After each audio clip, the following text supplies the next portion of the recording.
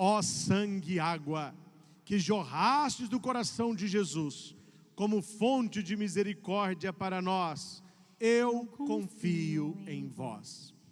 Queridos irmãos e irmãs, temos a alegria de celebrarmos neste domingo, segundo o Pascal, o domingo da misericórdia.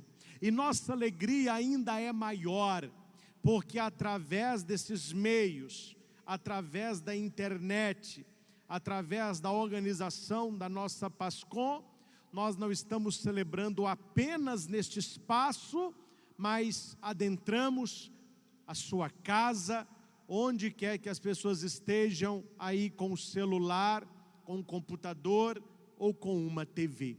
Que Deus abençoe abundantemente a todos aqueles que trabalham aqui no santuário, todas as equipes, todas as pastorais, todas as pessoas, cada um oferecendo o seu melhor. Que Deus abençoe você que agora está conosco, que a sua família e que a sua vida seja agora visitada por esta palavra.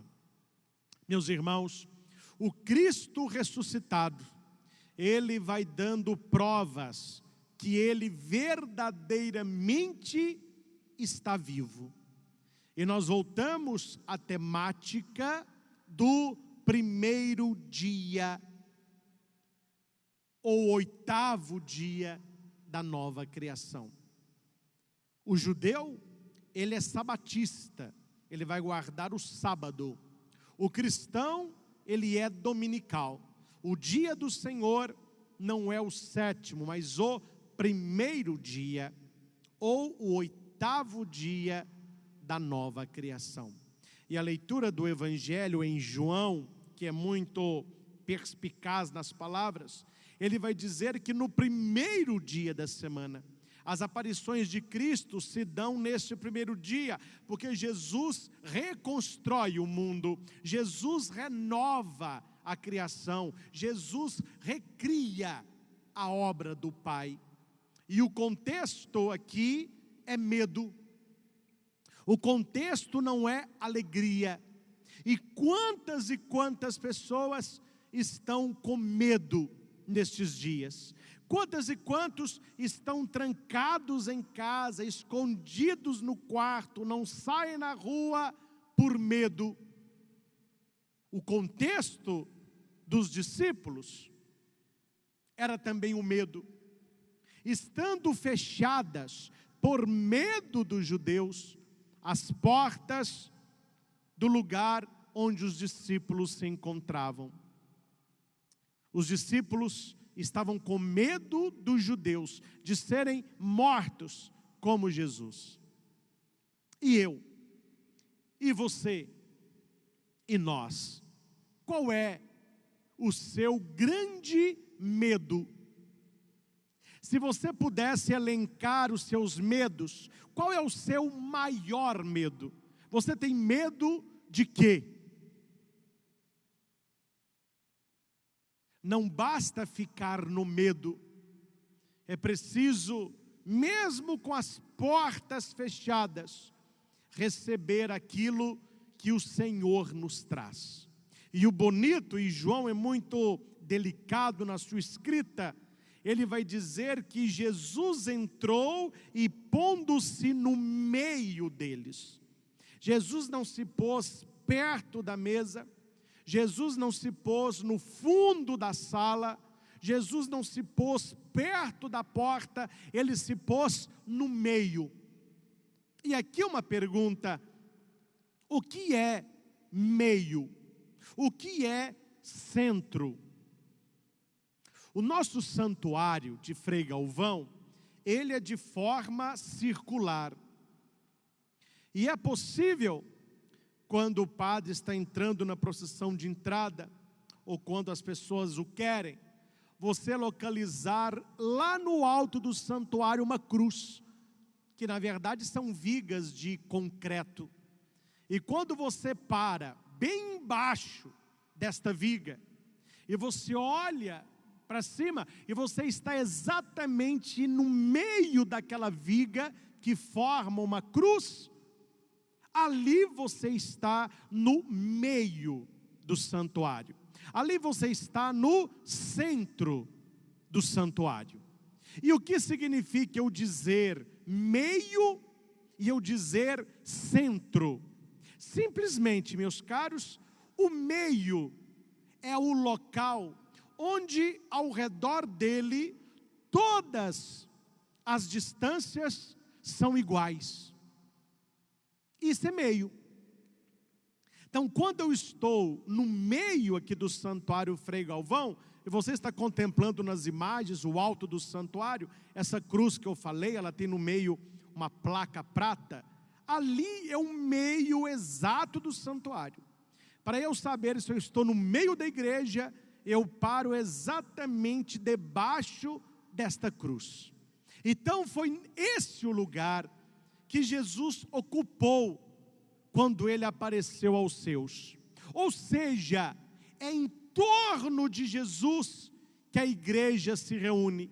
É em torno de Jesus que os discípulos vão fazer a experiência da ressurreição. Então não é por acaso que João vai dizer que essa posição teológica da ressurreição, o meio. Jesus quer ser o centro da sua igreja. Jesus quer ser o centro da nossa vida. Jesus quer ser o centro da sua esperança.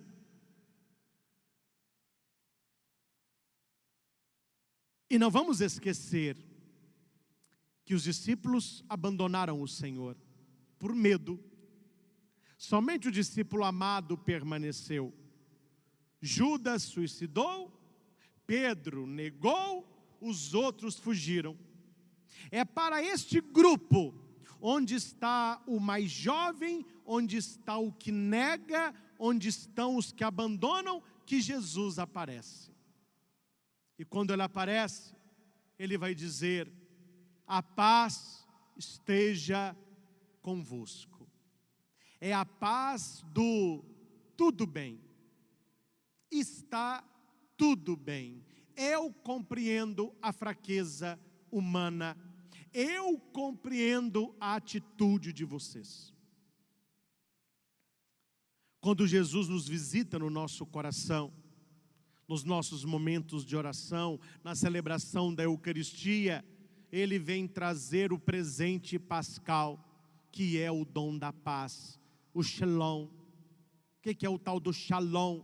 As pessoas traduzem por paz, né? Mas shalom é muito mais do que paz. Shalom é tudo de bom.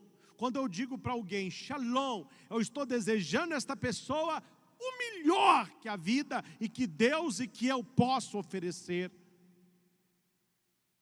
Depois destas palavras, o Senhor mostra as mãos e o lado.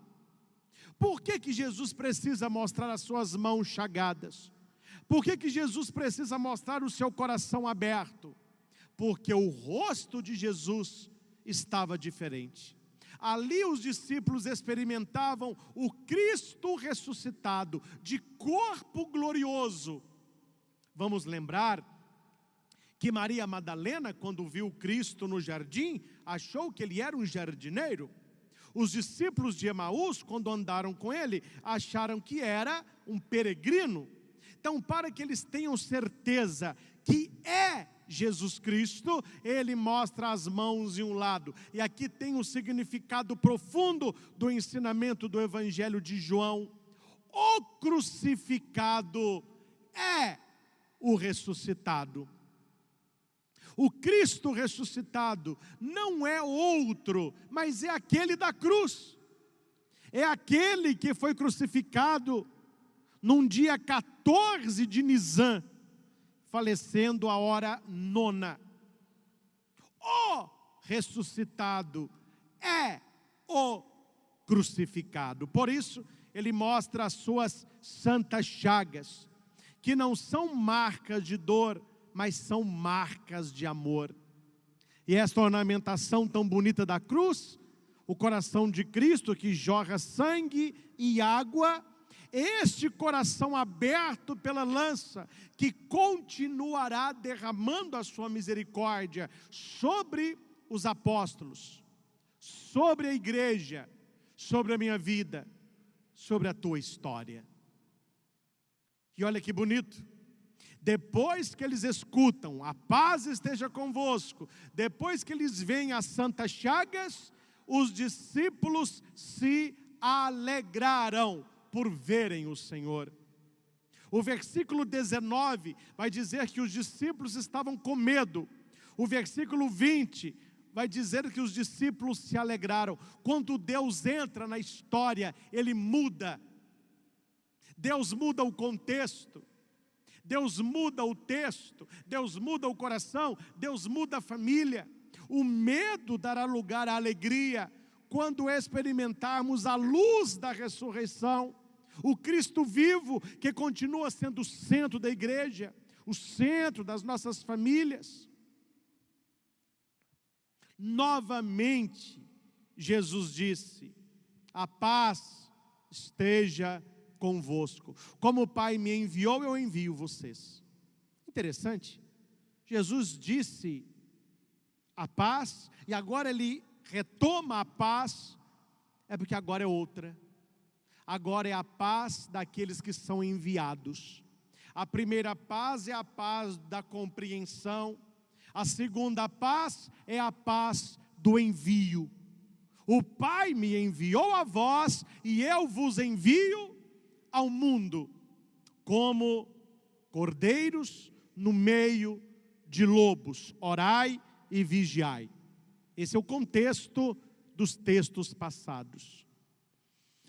Depois que Jesus disse isso, Ele soprou sobre eles: recebei o Espírito Santo. A quem perdoardes os pecados, lhes serão perdoados. A quem não o perdoardes, lhes serão retidos. Está entendendo? Está entendendo? Olha o quadro da divina misericórdia. Contemple o sangue e a água. O grande presente de Jesus misericordioso é o dom do perdão. Jesus quer perdoar a humanidade através do sacramento da reconciliação. Então Ele ordena ao seu colégio apostólico, aos seus apóstolos: perdoai. Sejam mensageiros da misericórdia. E hoje, este perdão continua vivo na igreja de Cristo, através do sacerdote, no sacramento da reconciliação. Não existe, meus irmãos, história alguma de um penitente arrependido, seja qual for o pecado, que tenha se ajoelhado com humildade aos pés de um sacerdote e que não tenha recebido o perdão. A igreja não recebeu de Jesus o poder de julgar as pessoas, mas sim o poder de perdoá-las. O Senhor mesmo concedeu este poder aos seus, e a igreja perpetua o que o Senhor assim determinou: o perdão dos pecados. Quando Jesus disse isso, Jesus desaparece. Faltava um, chamado Tomé. Tomé não estava lá. Gente, vamos salvar Tomé, né? Vamos salvar Tomé. Claro, Tomé não estava com os amigos dele. Mas por que Tomé não estava lá? Porque Tomé tinha coragem. Porque o versículo 19 vai dizer que eles estavam trancados com medo. Se Tomé não estava com eles, se estava lá fora, é porque Tomé não tinha medo. Mas ao mesmo tempo, o não temor de Tomé se mostrou numa falta de fé. E não sei se você sabe, Tomé tinha um irmão gêmeo. Nasceram dois. Como o senhor sabe que Tomé tinha um irmão gêmeo? Porque a Bíblia vai dizer aqui, Tomé chamado Dídimo. Dídimo! O que significa a palavra dídimo? Vem de Didimos, que é gêmeo. Então, Tomé chamado gêmeo. Quer dizer, de vez em quando eles diziam aí, né? Tomé! Não sou eu não! Tomé é o outro.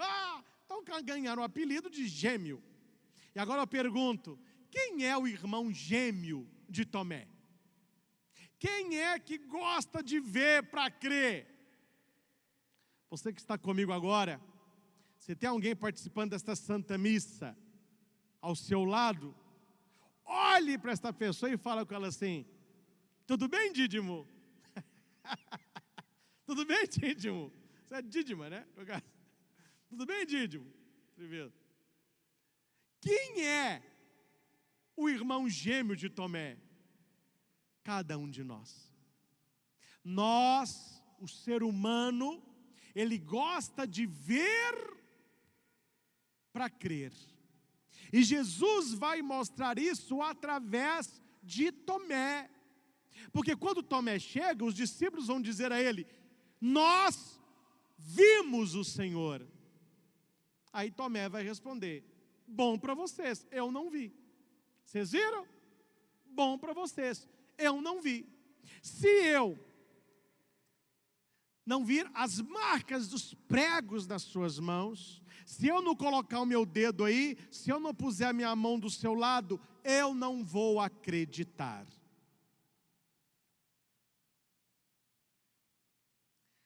Vamos pensar um pouquinho? Por que Jesus não apareceu para os 10? Quando eu falo 10, porque eles eram 12. Judas suicidou, 11. Tomé não estava, 10. Por que Jesus não apareceu para os 10? E depois ele vai até Tomé, aparecer para Tomé. Tomé, eu apareci para os discípulos, você não estava, eu vim aqui para te falar, a paz esteja contigo. Por que Jesus não aparece sozinho para Tomé? Porque a experiência do Cristo ressuscitado se dá em comunidade, se dá na igreja. É por isso que não basta rezar em casa. Eu não vou à igreja, mas eu rezo em casa. Jesus apareceu para a sua igreja reunida. Ele se colocou no meio da sua igreja e ele não apareceu para Tomé sozinho. A oração particular é essencial e fundante da espiritualidade cristã, mas ela não substitui a sua igreja reunida em torno do Cristo ressuscitado. A oração particular é importante, mas ela não substitui a oração maior da igreja, que é a Eucaristia. Então, cuidado para as pessoas que vivem dizendo: eu faço a experiência do Cristo sozinho. Eu conheço o Cristo lá em casa, eu e Jesus nos entendemos, eu e o meu Cristo. Eu não sei qual é o seu Cristo, meu filho, mas o Cristo bíblico, o Cristo dos evangelhos, ele sempre está aonde a igreja se reúne. Tomé ficou uma semana sem ver o Cristo. O versículo 26 vai dizer assim: 8 dias depois, se é o primeiro dia da semana, 8 dias depois, que dia que é? Domingo, primeiro dia da semana. Entendeu?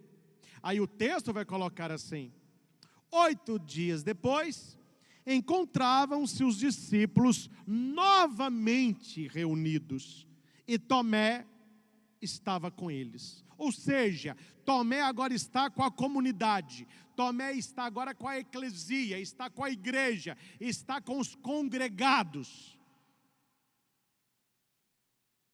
Estando fechadas as portas, Jesus entrou. João diz isso no versículo 19, e ele repete isso no versículo 26, para nos mostrar que a presença de Cristo é diferente daquele Jesus que caminhou com os discípulos. Porque uma porta fechada, como que alguém entra no lugar onde a porta está fechada? Então é um fantasma. Mas para que eles não pensassem que Jesus era um fantasma, é que nos outros milagres da aparição, Jesus vai falar: me dá um pedacinho de peixe. No evangelho de hoje, ele vai falar para Tomé: pode tocar em mim, eu não sou um fantasma. É uma presença diferente, corpos gloriosos, um corpo glorioso, atravessa a matéria sem deixar de ser matéria. E Jesus, pondo-se no meio deles, a mesma expressão do versículo 19 se repete no 26, pondo-se no meio deles, Jesus diz: a paz esteja convosco. No evangelho de hoje, a terceira vez. Você entendeu agora a saudação da missa? Responda aí para mim. Responda aí para mim. Você responda a sua casa. E quem está sem microfone, responda também: o Senhor esteja convosco. Entendeu por que fala meio? Entendeu o meio? Por que Ele está no meio de nós? Porque a presença de Jesus ressuscitada é sempre no meio da sua igreja. Ele é sempre o centro da igreja. Então Ele está no meio de nós. E Jesus diz a terceira vez: a paz esteja convosco. Se a primeira paz é a paz do tudo bem, se a segunda paz é a paz do envio, a terceira é a paz da fé. É a paz da presença. E no meio de todos, ele olha só para Tomé. Tomé, vem cá. Jesus é gentil. Jesus é simpático. Ele vai até Tomé e diz: põe o teu dedo aqui. Olha as minhas mãos. Estenda a tua mão e coloca do meu lado. Tomé, não seja incrédulo, mas fiel. O que Jesus está falando para Tomé e para nós? Tenha fé. A incredulidade não agrada ao coração de Deus. A incredulidade rouba aquilo que é de Deus e aquilo que você poderia receber do Pai. Não seja incrédulo, mas seja um homem de fé. E Deus diz para mim: Padre Christian, seja um sacerdote de fé. Ele olha para você: seja uma mulher de fé, seja um homem de fé, seja um cristão de fé, seja um católico de fé. Sem fé é impossível agradar a Deus. Vai dizer São Pedro na sua carta. E foi bom Tomé ter duvidado. Foi bom. Porque ele fez uma profissão de fé maravilhosa e que a igreja usa até hoje na nossa missa. Quando Tomé olha para Jesus, ele vai dizer: meu Senhor e meu Deus. Meu Senhor e meu Deus. Qual é a hora na missa que nós falamos isso em silêncio? Só no coração. Na hora da consagração. Quando neste altar o sacerdote ergue o pão e ergue o vinho, nós estamos naquela mesa. Aquela mesa perto do Círio Pascal é chamada mesa da palavra. Esta outra mesa é chamada de altar. Então nós começamos na palavra, que é pão, e passamos para esta mesa, que também é pão, o pão eucarístico. E na hora da consagração, o sacerdote vai erguer a hóstia: tomai todos e comei. Ele vai erguer o cálice: tomai todos e bebei. Meu corpo, meu sangue, fazei em minha memória. Nesta hora, quando o padre ergue a hóstia e toca-se o sino, a campainha, ergue-se o cálice, toca-se o sininho, em silêncio, toda a assembleia diz: meu Senhor e meu Deus. É a profissão de fé de Tomé. É a profissão de fé de Tomé. E nós devemos sempre que erguer a hóstia consagrada, o cálice sagrado: meu Senhor e meu Deus. Toda missa em silêncio: meu Senhor e meu Deus. E eu rezo mais, eu rezo, eu creio, mas aumenta a minha fé. Aí o padre ajoelha. Quando eu ajoelho, eu rezo mais. Jesus, eu creio, adoro e amo-vos. Peço-vos perdão por aqueles que não creem, não adoram e não vos amam. Este momento de intimidade com Jesus ressuscitado na Eucaristia, o mesmo Jesus que apareceu para Tomé, Ele está para nós a cada Eucaristia. Um dia uma senhora me disse: padre, eu queria tanto sentir o que Jesus passou para aqueles discípulos, eu queria sentir o que eles sentiram, ver o que eles viram. Padre, eu queria ver um milagre. Aí eu falei para ela: minha filha, mas você nunca foi à missa, não? Por quê, padre? A cada missa que eu celebro, eu vejo um milagre, o milagre da Eucaristia. É por isso que depois que acontece a consagração do pão, a consagração do vinho, o padre olha para a assembleia e diz: eis o mistério da fé. Naquela missa em latim, Mysterium Fidei. Aí a assembleia ficava de pé. E hoje também, qual que é o mistério da fé? O mistério de continuar olhando para aquele que eu não reconheço, olhando apenas o pão e o cálice, mas que a fé vai me dizer: é o Senhor. Anunciamos, Senhor, a vossa morte, proclamamos a vossa ressurreição. Vinde, Senhor Jesus. Aí Jesus vai elogiar, vai me elogiar, vai me elogiar. Aí Jesus vai elogiar você, vai elogiar a sua família, vai elogiar a igreja. Nós que estamos aqui hoje, um dia Jesus falou bem de nós, falou bem de mim. Tomé, acreditaste porque me viste? Bem-aventurados, felizes, os que crerão sem terem visto. Ele está falando de nós. Nós não estivemos no Santo Sepulcro. Nós não vimos as aparições de Jesus ressuscitado, nem no cenáculo, nem no mar de Tiberíades, no lago de Genezaré. Nós não vimos, mas nós cremos. E por causa desta fé, o Senhor nos honra. Por causa desta fé, o Senhor nos abençoa. Por causa desta fé, Ele derrama sobre nós a sua misericórdia. E quero finalizar voltando à segunda leitura, a carta de São Pedro, que fala sobre fé.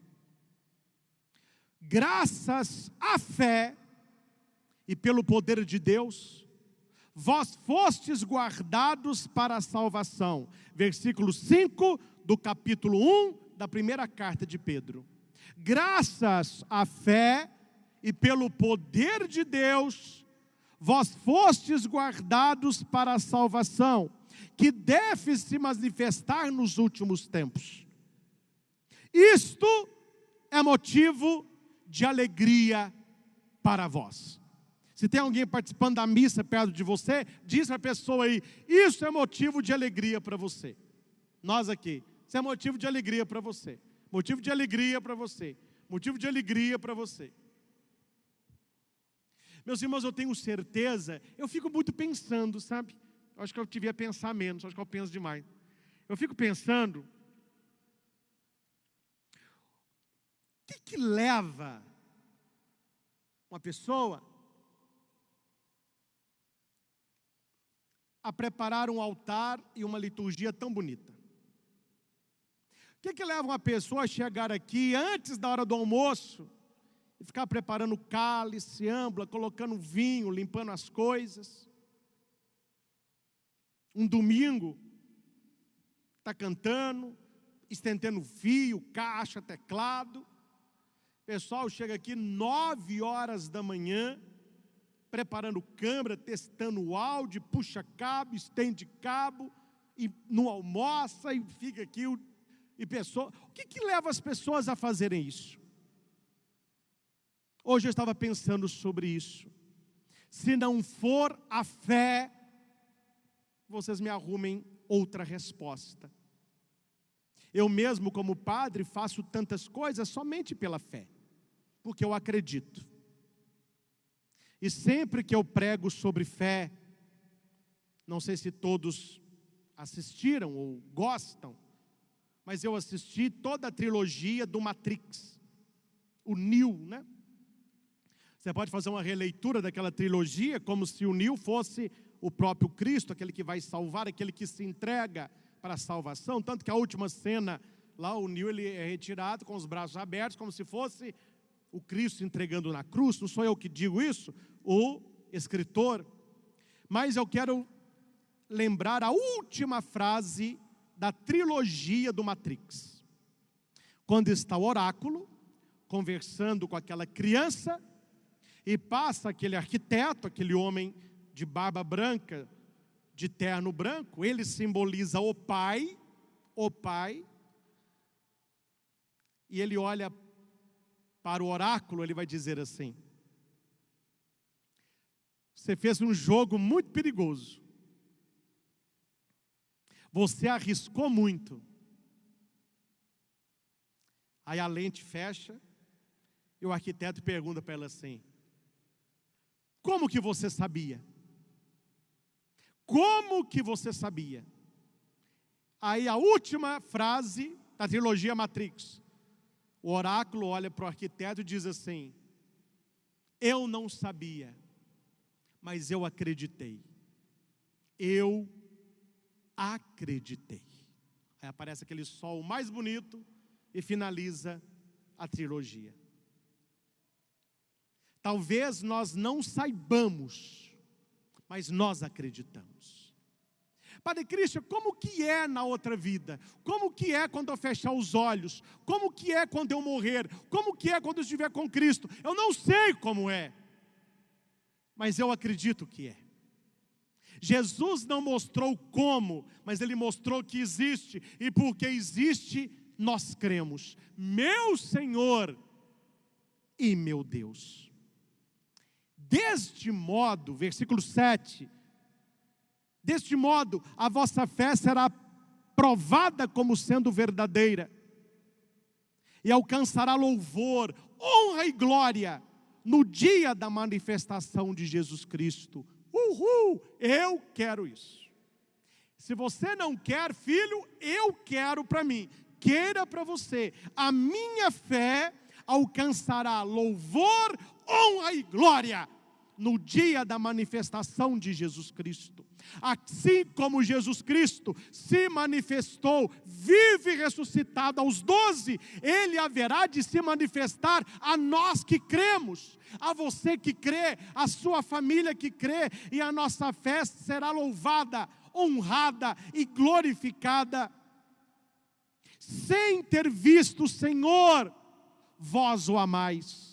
Sem o ver ainda, nele acreditais. Isso será para vós fonte de alegria indizível, gloriosa, pois obtereis aquilo em que acreditais, a vossa salvação. Nós veremos, meus irmãos, o valor da nossa fé não é só durante esta vida, não. Durante esta vida também. Mas nós veremos o valor da nossa fé quando estivermos perante Jesus vivo e ressuscitado, quando esta fé nos alcançar a salvação, quando esta fé nos introduzir na presença de Jesus Cristo, para com Ele vivermos eternamente com os nossos entes queridos, quando a nossa fé for honrada, louvada e glorificada. Que Jesus, vivo e ressuscitado, continue derramando a sua misericórdia em nossos corações, para que através da fé, nós continuemos a nossa caminhada de igreja, a nossa caminhada de família, a nossa caminhada de filhos e filhas de Deus. Que Maria Santíssima, Nossa Senhora do Triunfo, nossa mãe, mãe de toda a igreja, nos acompanhe nesta caminhada junto a Jesus, caminho, verdade e vida. Louvado seja nosso Senhor Jesus Cristo. Para sempre seja louvado. Convido-os a um instante de silêncio orante, e de tudo isso que foi pregado e falado, o que caiu no seu coração? O que encontrou dentro de você uma terra boa? O que você vai levar para a sua vida de tudo isso que o Padre pregou esta tarde?